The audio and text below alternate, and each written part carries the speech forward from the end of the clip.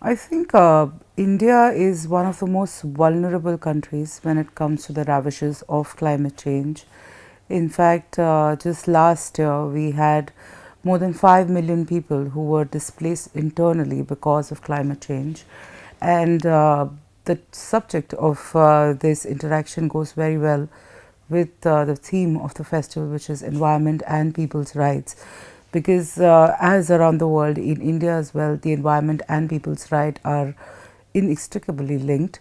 Because if you see, it's the poor, it's the vulnerable groups who are affected because of climate change. It pushes the poor deeper into poverty. It pushes the destitute deeper into destitution. Because, for instance, like this year, we had extreme heat, and the people who were most affected were those who were living on the streets in the slums, because unlike the rich, they cannot afford air conditioners or even even clean drinking water. When you have floods, it's not the rich who live in the high rises who are affected, it's the poor whose shanties are wiped off.